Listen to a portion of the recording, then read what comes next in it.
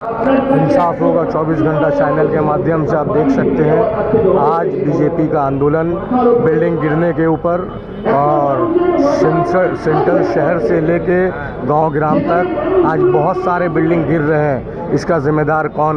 KMC में जो बैठे हुए चेयरपर्सन है या बोरो का चेयरपर्सन है या टीएमसी सरकार है, कौन है? इनका कहना क्या है, सुनिए।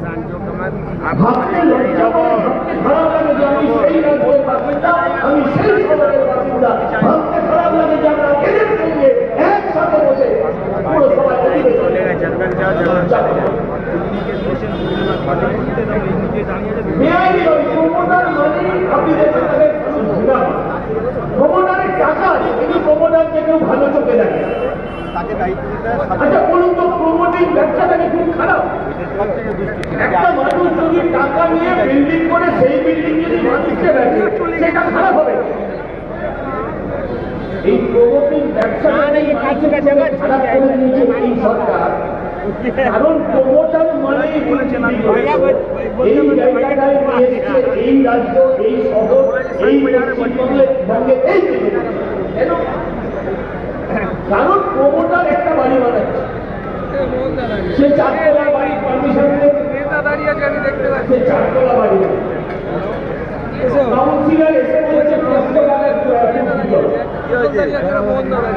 আবার এইসব অঞ্চলে এসবের ওই সামনে কত রেট আছে স্কোয়ার ফুট, খালি কত রেট? 500 টাকা পুলিশ, 500 টাকা কাউন্সিলর, এই রেট প্রথমত দিতে হবে। আমি বলি এই তৃণমূলটাকে হাঁটান, 1000 টাকা করে স্কোয়ার ফুটে মানুষ সুযোগ পাবে, স্কোয়ার ফুটে 1000 টাকা করে কম। আগে একটা স্কোয়ার ফুট ছিল, আগে একটা স্কোয়ার ফুট ছিল আমরা জানতাম, আজকে এখন সব স্কোয়ার ফুট, সবাই স্কোয়ার ফুট।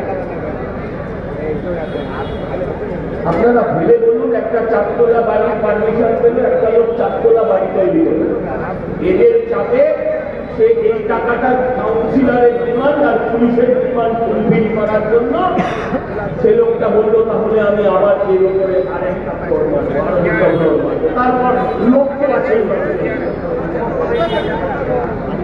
আপনি আমায় বলুন, চারতলার স্ট্রাকচার তার উপর যদি 2 তলা আরো বাড়িয়ে দেওয়া হয়, देखिए कितना भीड़, कितना गैदरिंग है, आज जनता कितना परेशान है। हाँ, ये कौन सा सरकार है? इन लोगों का ये कहना है कि आज बिल्डिंग गिर रहा है, आज क्या क्या हो रहा है। ये बंगाल कौन सा दलदल में जा रहा है, देखिए।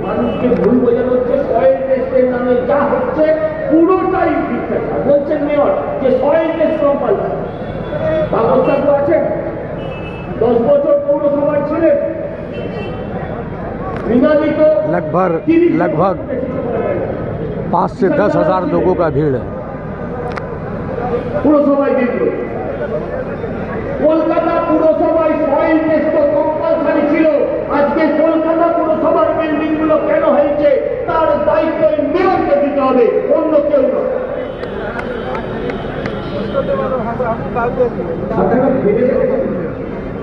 গাড়ির নিচে একটা বাড়ি, বাড়ি তৈরি হয়েছে। আমরা একটা স্টেজ বানাতে গেলে ছিলেন, বাইরে আসলেন, ভেতরে ছিলেন, সব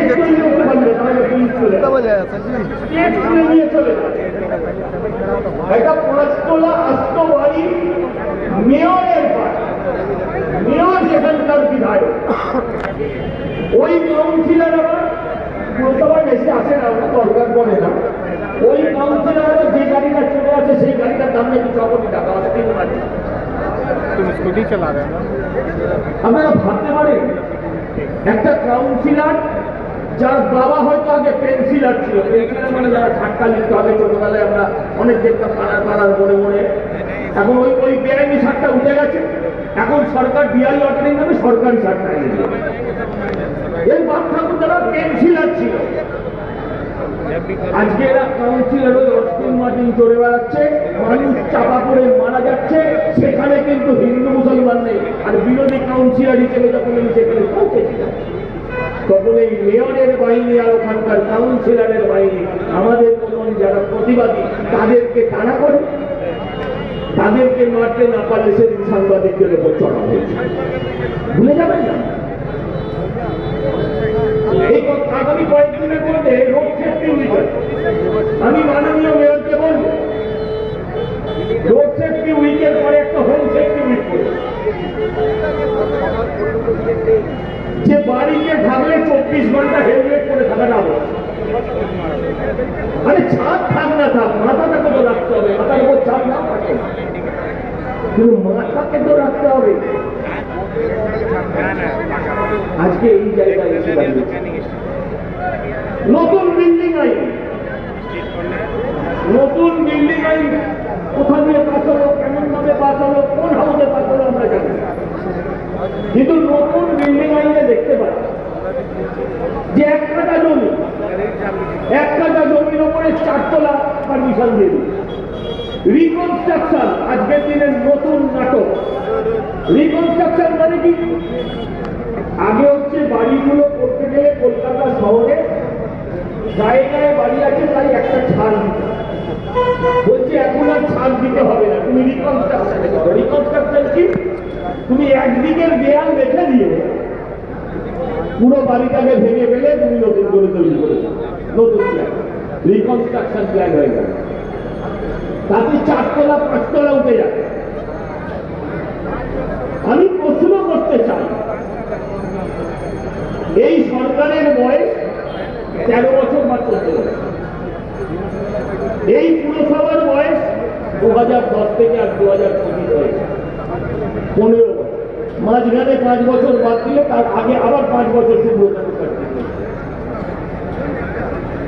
এই পুরসভার আইনে যেগুলো এতদিন বেআইনি ছিল, যেগুলো করা সম্ভব ছিল না, আজ রাতারাতি সেগুলো কেন করা সম্ভব হচ্ছে, সেগুলো কেন আইন হয়ে যাচ্ছে, যেটা